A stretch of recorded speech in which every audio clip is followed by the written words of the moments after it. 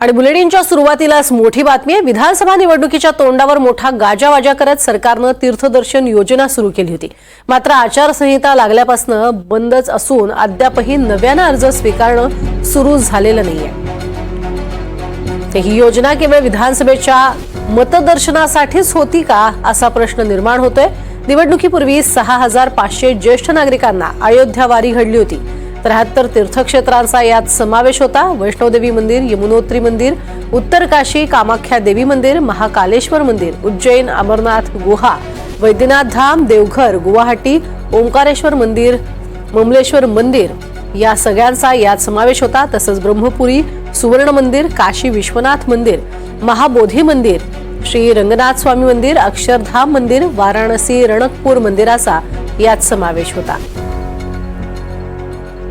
अधिक माहिती घेऊयात आमचे प्रतिनिधी राहुल कुलकर्णी यांच्याकडनं। राहुल, काय अधिक माहिती? खरं म्हणजे ही एकनाथ शिंदे यांच्या कल्पनेत आलेली योजना होती आणि त्यांनी भौतिक समाजातल्या वेगवेगळ्या वर्गांसाठीचे काही मानकं डोळ्यासमोर ठेवून ह्या योजना आखल्या होत्या। म्हणजे ज्येष्ठांसाठी वेगळी योजना, मग तरुणांसाठी पुन्हा गाव हे एकक मानून आणखी काहीतरी वेगळी योजना, आणि लाडकी बहीण तर आहे। माझी माहिती अशी की लाडकी बहीण ही सुद्धा योजना हे एकनाथ शिंदे यांनी प्राधान्यक्रमाने राबवायला सुरुवात केली होती। परंतु आता काय झालंय की ही योजना, तिचा मूळ उद्देश म्हणजे कोणी काही जरी म्हटलं नंतर त्याचं स्पष्टीकरण येईलच, तर मुख्यत्वे भाजपचेच राम कदम वगैरे सारखी मंडळी ज्या पद्धतीनं मुंबईतून तुळजापूर आणि सगळ्या देवस्थानाचं तीर्थाटन करतात आणि त्यांचा त्यांना राजकीय लाभ होतो, ते लक्षात आल्यानंतर त्याच धर्तीवरती ती आयोजित केलेली होती। 6800 लोकांना या योजनेतनं यापूर्वी प्रज्ञा लाभ झालेला आहे। आता आचारसंहिता संपली आणि आचारसंहिता संपून सरकार स्थिर स्तरावर झाल्यानंतर सुद्धा या योजनेसाठीचे अर्ज स्वीकारले जात नाहीत। म्हणून त्याचा असा अर्थ काढला जातो आहे की आता ही योजना पुन्हा कार्यान्वित होणारच नाही, कारण आचारसंहितेच्या नावाखाली ती योजना बंद झाली आणि आता सरकार स्थापन झाल्यानंतर ती योजना सुरू झाली नाही। आणि म्हणून विरोधक असं म्हणतीलच की ही योजना, जसं काल लाडक्या बहीण योजनेच्या संदर्भामध्ये म्हटलं जात आहे की ज्याने ज्याने अर्ज परत केले आणि आम्हाला नको आहे असं म्हटलं, तर त्यांनी दिलेली मतं पण तुम्ही परत घेणार का? तसंच आता ह्या योजनेच्या संदर्भामध्ये सुद्धा ज्याने ज्याने तीर्थाटन केलं आणि त्यांनी मतं पण दिली असतील तर त्यांचं पुढे काय करायचं असं विरोधक म्हणतील।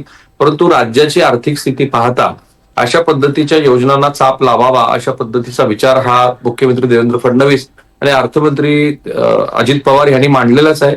5-6 जणांची समिती यासाठी नियुक्ती केली आहे आणि म्हणून ही शक्यता खूप जास्त आहे की आता ही योजना कदाचित पुढे सुरू होणारच नाही। काही आमदार आपल्या वैयक्तिक पातळीवरती ही योजना सुरू करतील। आणि प्रज्ञा, आणखीन एक मुद्दा की जेव्हा प्रभू रामचंद्राचं मंदिर अयोध्येमध्ये झालं त्यावेळेला भारतीय जनता पार्टीनं लोकसभा निवडणुकीच्या आधी महाराष्ट्रातनं रेल्वे गाड्यांनी मंडळींना घेऊन जा आणि रामाचं दर्शन घडवा असं म्हटलं होतं। त्याचा लाभ लोकसभा निवडणुकीमध्ये त्यांना झाला नाही, तेव्हापासून तीही योजना बंद आहे। आणि आता ही जवळपास ज्येष्ठ नागरिकांसाठीचं ही तीर्थाटन बंदच झाल्याचं जमा आहे। सरकारकडून अधिकृतपणे कोणताही खुलासा न आल्यामुळं जसे लाडकी बहीण योजना सुरू आहे पण ही योजना बंद आहे असं दिसतंय आपल्याला। नक्कीच। मात्र राहुल, संपूर्ण एकंदरीत निवडणुकांसंदर्भात आणि त्याच्या तोंडावरती असे निर्णय घेतले जातात हे पाहता येत्या काळामध्ये ही योजना बंद होती आणि आता पुन्हा एकदा नागरिकांच्या सोयीसाठी आम्ही सुरू करतोय असं येत्या 5 वर्षात किंवा 4 वर्षानंतर ही योजना सुरू करण्याचे काही संकेत मिळत आहेत का? होऊ शकतं, कारण आता काय आहे की महाराष्ट्रासह देशभरातल्या निवडणुकामध्ये फ्रीबीज ज्याला आपण म्हणतो, ज्याला पंतप्रधान त्यांचा आवडीचा शब्द आहे रेवडी म्हणून, तो आता प्रचलित झालेला आहे। आणि जवळपास दिल्लीच्या निवडणुकीमध्ये आपण बघतो ना, एकाने एक घोषणा केली तर दुसरं त्याच्या पुढे जात आहे। महाराष्ट्राच्या विधानसभा निवडणुकीमध्ये पण तेच पाहायला मिळालेलं होतं। त्यामुळं एक प्रमेय प्रज्ञा महाराष्ट्रामध्ये आता सेट झालेलं आहे, ते म्हणजे अशा वेगवेगळ्या योजनांच्या माध्यमातून आपल्याकडे मतं आकृष्ट केली जाऊ शकतात आणि त्यात कुठलाही राजकीय पक्ष पाठीमागं नाहीये। खास करून सत्ताधाऱ्यांना आता एवढा मोठा लाभ राजकीय दृष्ट्या झाल्यानंतर कदाचित योजनेची नावं बदलली जातील, प्रारूप बदललं जाईल, आणखी 4-10 नवीन धर्मस्थळं त्यात ऍड केली जातील, काही वगळली जातील आणि त्यानंतर ही नव्या स्वरूपात येईल। पण इतक्यात ती येण्याची शक्यता मला फार कमी दिसते। एकतर स्थानिक स्वराज्य संस्थांच्या निवडणुका आहेत आणि त्या निवडणुकामध्ये अशा मुद्द्यांचा फारसा प्रभाव पडत नाही। तिथं पंचायत समितीचे सदस्य, जिल्हा परिषदेचे सदस्य वैयक्तिक पातळीवरती अशा गोष्टी करतच असतात। ही जुनी पद्धती आपल्याकडे। त्यानंतर महाराष्ट्रामध्ये ज्या निवडणुका होतील ते थेट 5 वर्षानंतर होतील, तर त्याच्या आधी ह्या गोष्टी व्हायला लागतील। पण एक गोष्ट आहे जी फार इंटरेस्टिंग आहे की जेव्हा सुशील कुमार शिंदे यांचं महाराष्ट्रात सरकार होतं तेव्हाच्या सरकारनं शेतकऱ्यांना आपण मोफत वीज देऊ असं मध्ये जिंकून आल्यानंतर मात्र सुशीलकुमार शिंदे यांना मुख्यमंत्री पद पुन्हा मिळालं नाही. त्यांच्याऐवजी विलासराव देशमुख हे मुख्यमंत्री झाले आणि ही गोष्ट फार इंटरेस्टिंग आहे. त्याचे आजही दाखले दिले जातात. तेव्हा त्या वीज माफीबद्दल पत्रकारांनी विचारलं तेव्हा ते म्हणाले, आमची प्रिंटिंग मिस्टेक होती.